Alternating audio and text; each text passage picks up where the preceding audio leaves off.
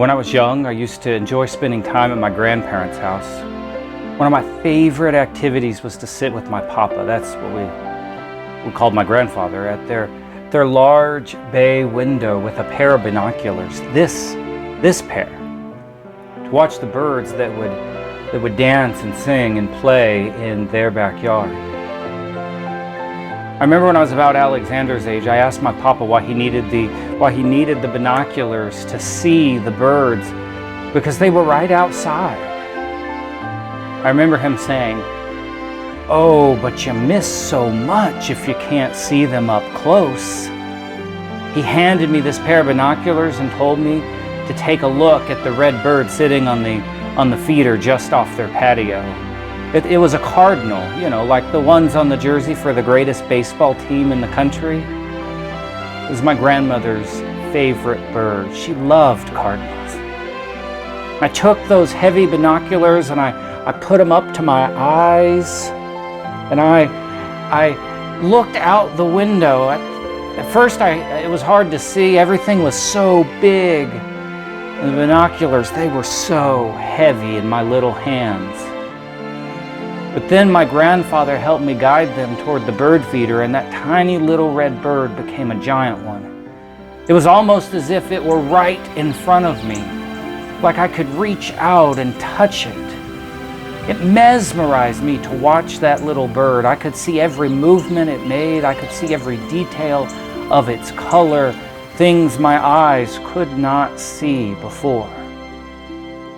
Sometimes our eyes need a little help to see the beauty of God's creation right in front of us. Not just with beautiful birds, but even with people. And sometimes it's hard for us to even see the presence of Christ because our eyes are kept from recognizing Him. Sometimes our eyes have been clouded with the pain and grief of life. Or maybe they're blocked with logs of unfair judgment that cause us to see the speck in a neighbor's eye instead of seeing the imago Dei, the image of God, the presence of Christ in them.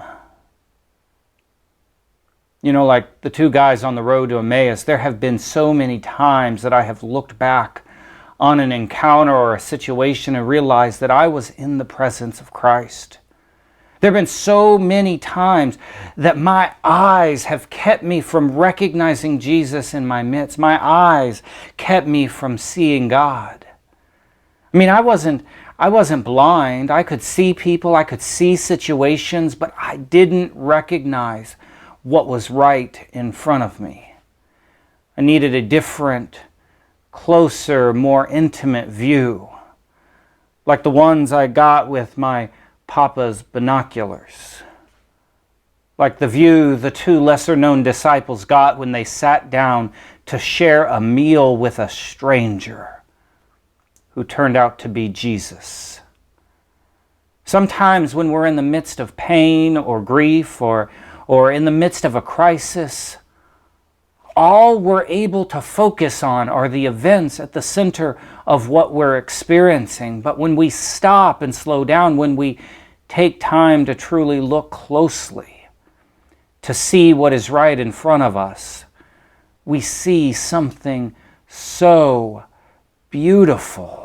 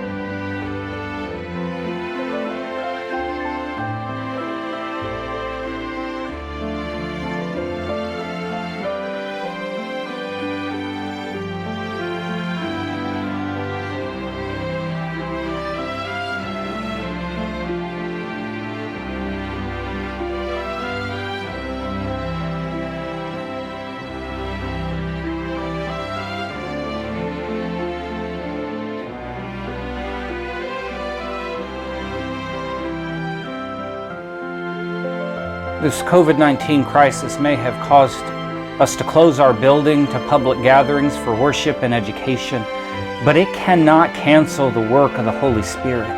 Jesus is present in the midst of us as we continue to be His hands and feet in the world. And Jesus is present in the least of these, the very ones we've been called to selflessly serve. You know, when I watched through my Papa's binoculars as that little cardinal ate from my grandparents' bird feeder, I felt like I was there eating with him. We shared that meal together. And there's something so deeply beautiful, something sacred and holy about the experience of sharing a meal together. And in Jesus' day, it was not uncommon for strangers to share a meal with strangers. If you knew the person was in need of a place to stay or eat, it was common to invite them in, to share a meal with them. Much of Jesus' ministry was about feeding people, especially the most vulnerable. I mean, Matthew 25 teaches us to feed people. Whether they're poor in resources or poor in spirit, we are called to offer welcome hospitality.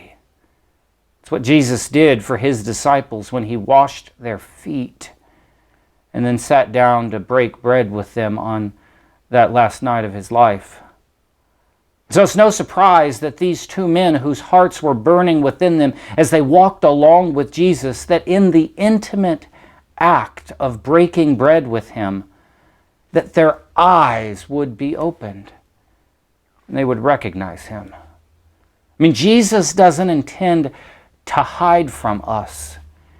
And being in communion with Him is not a secret club. Sometimes our eyes keep us from seeing Him. Our eyes, rooted in our embedded experiences from our past, the things that shape our beliefs and ideals, they will keep us from seeing the radical, transforming, welcoming presence of the risen Christ in our midst. You know, for God is all around us. May you take time to stop and see, especially right now as some of us are growing weary from this COVID-19 pandemic. May you take time to stop, to quit focusing on the crisis. Turn off the news so that you might see the presence of Christ.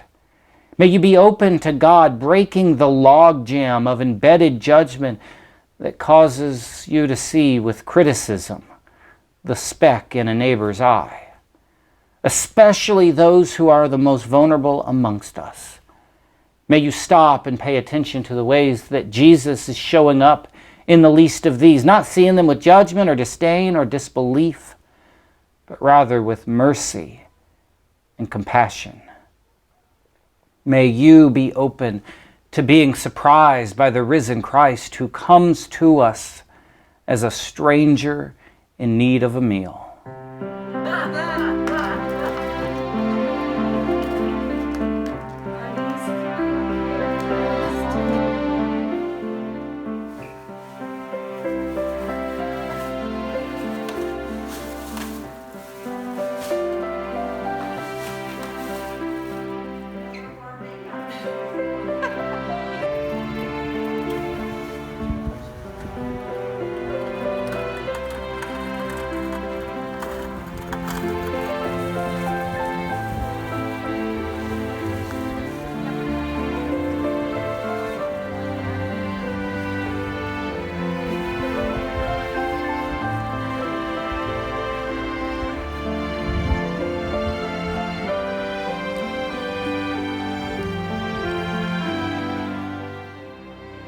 May you in your own life stop and look for ways that you can be the presence of Christ for someone else.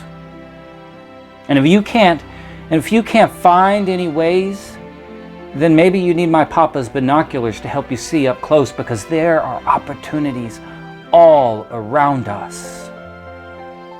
Opportunities for each one of us to add beauty and grace unto this world.